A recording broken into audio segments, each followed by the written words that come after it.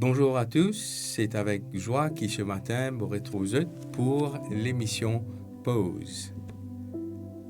Nous voulons ensemble une petite réflexion spirituelle et surtout une histoire qui se passe dans l'Évangile selon Matthieu. Et je suis dans la Bible avec vous, moi je vous pour ouvrir la Bible dans Matthieu, le chapitre 14, et nous pouvons lire à partir du verset 22. Mais avant qu'il nous arrive à cette histoire, il y a un événement qui pourrait arriver. L'événement que Jésus pour faire un miracle. Avec 5 pains et 2 poissons, Jésus pour nourrir la foule de plus de 5000 personnes, sans compter les femmes et les enfants. C'est un miracle extraordinaire et que les disciples eux-mêmes, si avec Jésus, ils trouvent cela et ils sont émerveillés par la puissance de Jésus. Mais envie de dire que les miracles ont été faits pour renforcer la foi des disciples. Les miracles étaient faits pour démontrer la puissance de Dieu et les miracles étaient faits pour subvenir aux besoins des personnes. C'est pour cette raison qu'il est important qu'il nous comprenne que Dieu non seulement il prend soin de nous, il compte en nous, mais il prend soin de nous même physiquement, moralement, spirituellement et émotionnellement. Et voilà que juste après ce miracle, il commence à faire noir, Jésus avec les disciples peut renvoyer la foule. Jésus peut dire à ses disciples au verset 22, il dit ceci: aussitôt, il obligea les disciples à monter dans la barque et à passer avant lui de l'autre côté, pendant qu'il renverrait la foule. Ceci dit, Jésus qui pour cause avec autorité, mais, comme on nous dit, rempli d'amour, bien sûr, il ordonne à ses disciples de l'attendre dans la barque sur la mer. Et qu'il est pour faire? La Bible nous dit que l'étant d'un disciple pour aller, au verset 23, il dit ceci: quand il l'eut renvoyé, il monta sur la montagne pour prier à l'écart. Et comme le soir était venu, il était là seul. Laissez-moi vous dire que la prière occupait une place importante dans la vie de Jésus. La prière était la seule communication que Jésus pouvait avoir avec son Père. Le fait de converser avec son Père céleste le redonnait la force qu'il était besoin.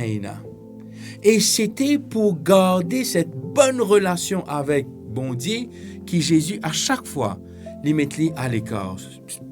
Finalement, dans une circonstance, dans les évangiles, quand Jésus, pour même prendre les disciples, pour dire « allons à l'écart ». Et mon vie, Jésus qui, dans ce monde bruyant, que nous pouvons vivre dans ce monde, quand il y a beaucoup d'informations dans ce monde, quand il y a beaucoup de choses qui entourent nous, prenez le temps, mettez-nous à l'écart et priez, bon Dieu. Passez le temps avec bon Dieu, cause avec lui. C'est un moyen pour nous de régénérer notre spiritualité avec nous, bon Dieu. Et voilà que lorsque Jésus priait, et mon vie des autres qui la prière était intense, les types passent le temps en prière, sans même réaliser qu'il est une arrivée. Et la Bible nous dit que les disciples, eux, ils étaient dans la barque. Ils étaient sur la mer et ils attendaient. Mais il y a un élément important qui nous doit prendre en considération que le verset 24 nous dit. La Bible nous dit que la barque, déjà au milieu de la mer, donc quand les disciples y étaient, était battue par les flots, car le vent était contraire. Et moi, pas connais si d'entre vous, je déjà prends un bateau à quelque part, et quand il y a du vent, le bateau, il bougeait dans tous les sens. Comment nous servit ce terme en créole, il tanguait. Et les disciples qui étaient pêcheurs professionnels étaient là sur le qui-vive, mais aussi je peux maintenir la barque pour ne pas dévirer. Et effectivement que c'était un moment si je te l'ai, peut-être de peur, d'impatience, parce qu'ils ont attendre Jésus, et Jésus pas pu venir. Mais voilà que, dans ce moment, que je peux maintenir la barque, Jésus pourra à cette rencontre. Et la Bible nous dit, au verset 25, qu'à la 4e veille de la nuit, Jésus alla vers eux, marchant sur les eaux. Et Limon qui nous comprend qu'à la 4e veille de la nuit, quelle heure c'est? Parce que la Bible utilise cela, 3e heure, 2e heure, mais à la 4e heure de la nuit, c'était entre 3 heures et 6 heures du matin. Et imaginez, banal la barque, le vent peut souffler, je suis fatigué parce que c'était, si j'étais un peu plus tôt, alors qu'il me raconte le miracle de 5 pains et 2 poissons, mes disciples sont fatigués de la journée, je peux dormir, je peux impatient, puis attendre Jésus, la mer peut bouger dans tous les sens. Et voilà qu'à cette heure-ci, entre 3 heures et 6 heures du matin, et laisse-moi dire un élément d'information, que à cette heure-ci, c'est le moment que il fait plus noir. Et voilà que Jésus peut aller à cette rencontre, mais pas dans une barque, mais Jésus peut marcher sur les eaux. Dans le noir et avec le vent et avec peut-être la pluie, de loin, je peux crier, je peux dire « Hé, c'est un fantôme !» Et le mot fantôme vient du verbe phantamas. C'est un mot grec qui veut dire une apparence ou une silhouette. C'est pour cela que les disciples, quand je trouve Jésus venir, je criais de peur, parce qu'ils ne pas connaissent que ça n'a pas arrivé. Et laisse-moi dire, au temps de Jésus, au temps des disciples, je t'y crois beaucoup dans la superstition. Et c'est pour cette raison que je peux crier, parce que pour eux, c'était un fantôme ou un esprit, je ne sais pas quoi. Mais voilà que dans ce moment difficile, dans ce moment que mon disciple peut sentir la peur, Jésus pour dire une parole de loin. Et la Bible nous dit que Jésus va dire ceci: rassurez-vous, c'est moi, n'ayez pas peur. Rassurez-vous, c'est moi, n'ayez pas peur. Le mot rassurer vient du verbe tarseo, qui est un verbe grec. Et le verbe tarseo veut dire tout simplement avoir du courage ou avoir confiance. En d'autres mots, Jésus peut dire, prends courage, c'est moi. Et vous savez que dans Matthieu chapitre 9, verset 2, que Jésus peut dire à quelqu'un, au paralytique, il peut servir le même terme. Prends courage, tes péchés te sont pardonnés. Ou rassure-toi, tes péchés te sont pardonnés. Dans un autre texte qui nous est capable de lire dans Jean le chapitre 16 et le verset 33, il est dit « Je vous ai dit ces choses afin que vous ayez la paix en moi. Vous aurez des tribulations dans le monde, mais tarsez-vous. Prenez courage, rassurez-vous, j'ai vaincu le monde. » Chers amis, à chaque fois qu'on nous donne cette parole, rassure-toi, c'est moi. Sachez que Dieu est près de nous. Vous savez que quand nous donne un enterrement, souvent on nous dit, prends courage. Pourquoi? Parce que la situation est tendue, la situation est difficile. Et pour qu'il nous capable de surmonter ce moment-là, nous besoin du courage. Et c'est là que Jésus, pour dire à ses disciples, n'ayez pas peur, mais rassurez-vous, prenez courage, c'est moi. Et laissez-moi vous dire que vous aussi ce matin, cette même parole, Jésus peut dire, prends courage, rassure-toi. Je ne connais pas quelle difficulté tu es capable de traverser en ce moment. Je ne connais pas quelle souffrance tu peux vivre. Je ne connais pas quelle chose qui peut pas permettre la paix dans tous les cœurs. Mais cette voix de Jésus peut résonner dans ton esprit, peut résonner dans tes oreilles ce matin. Rassure-toi, prends courage, c'est moi, n'ayez pas peur. Vous savez que le mot n'ayez pas peur ou ne craignez point apparaît 365 fois dans la parole de Dieu, dans la Bible. Et 365 fois veut dire que chaque jour, Jésus dit à toi, pas gain père, rassure-toi, c'est moi, n'ayez pas peur. Mais voilà que l'histoire ne s'arrête pas là. Parce que Pierre, qui était un disciple fidèle de Jésus, pour dire à Jésus ceci, Seigneur, au verset 28, si c'est toi, ordonne que j'aille vers toi sur les eaux. Et Jésus lui dit, viens. Effectivement, Pierre sortit de la barque et les marche sur les eaux comme Jésus. Mes chers amis, ce matin, mon envie, rappelle-toi que rien n'est impossible à Jésus. Si tu peux douter, si tu trouves toi dans une situation difficile, si tu as une question sans réponse, mais laisse-moi rappelle-toi qu'il y a ce Jésus qui, lui, est dans la capacité de te guérir, de t'aider. Il est dans la capacité de t'accorder ce dont tu as besoin. Peut-être pas maintenant, mais peut-être pour après, car Dieu nous donne ce dont nous avons besoin en son temps. Et ce Pierre qui, pour permettre-lui, pour oser ciseler, dit à Jésus, si c'est toi, permets à ce que moi aussi, je suis capable de marcher sur l'eau. Et Pierre, effectivement, pour marcher sur l'eau. Jamais personne auparavant ne fait cela.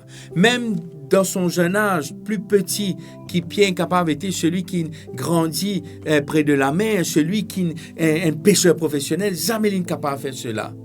Mais pour la première fois de sa vie, avec la toute puissance de Jésus, il peut marcher de l'eau comme Jésus. Et mon envie de dire toi aussi, que là que tu as une bonne incapacité, les Jésus utilise toi pour qu'il est capable de permettre toi d'avancer. Et c'est là que nous trouvons Pierre qui peut marcher sur l'eau. Et Pierre, fier comme tout, bien sûr, il peut marcher. Mais laissez-moi vous dire que n'oublions pas que le temps où Pierre peut marcher, le temps n'était pas beau. Je te rappelle qu'au verset 24, il est dit que la mer était mauvaise et que le vent était contraire. Je te rappelle, me disais de cela. Mais quand Pierre peut marcher, il peut marcher dans ces conditions-là. Mais arrivé un moment, il pas trouver Jésus. Et quand il peut détourner ce regard de Jésus, qui peut arriver, il peut couler. Et d'une voix forte, il peut crier, il dit, Seigneur, sauve-moi. Et tout d'un coup, Jésus étendit la main, verset 31, le saisit et lui dit, homme de peu de foi, pourquoi as-tu douté? Et c'est là que Jésus a envie de faire Pierre comprendre, tant que tu regardes il au moins, tu peux tomber. Mais quand tu laisses la peur prendre naissance, quand tu laisses le doute installer dans ton cœur, c'est là que tu tombes. Parce qu'auparavant, Pierre tient à la foi, parce que Jésus dit, allez, viens. Mais à un moment, Jésus dit, homme de peu de foi. Parce qu'il n'a un moment de douter. Et laissez-moi vous dire qu'il l'on n'est pas qu'aux chrétiens, il n'y a pas lieu de se douter, mais il y a lieu de continuer, de persévérer.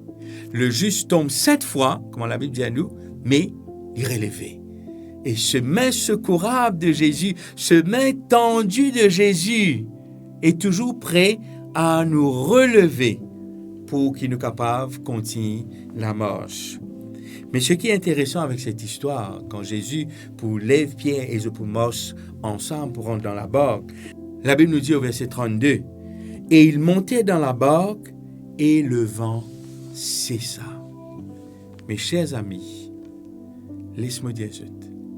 Quand Jésus rentre dans toute la vie, les turbulences, les difficultés, il est capable d'apparaître, oui, mais il doit arrêter. Au départ, les disciples, tu faisais maintenir la barque. Mais quand Jésus rentre dans la barque, le vent arrêtait. Le temps revient calme. Tout revient à la normale. Et même les disciples, étonnés, pour dire ceci au verset 33. Ceux qui étaient dans la barque, veut dire les disciples, vinrent se prosterner devant Jésus et dire, « Tu es véritablement le Fils de Dieu. » Chers amis, ils étaient étonnés, mais ils reconnaissent que Jésus était véritablement le Fils de Dieu. Ce matin, mon envie quitte cette histoire, ce message pour toi, sachant que dans cette vie que nous pouvons vivre, sans Jésus, nous ne sommes pas capables de faire nier. Mais avec Jésus, tout est possible. Ce Jésus peut cesser les turbulences que tu as dans ta vie. Ce Jésus capable d'arrêter une situation qui toi-même tu n'es pas capable de faire face. Jésus qui a ouvert la porte quand toute la porte est fermée. Mais le plus important, c'est d'avoir la paix. Jésus peut dire ceci, « Je vous donne ma paix, non pas comme le monde donne. » Et la paix de Jésus, c'est ce qui nous besoin recevoir.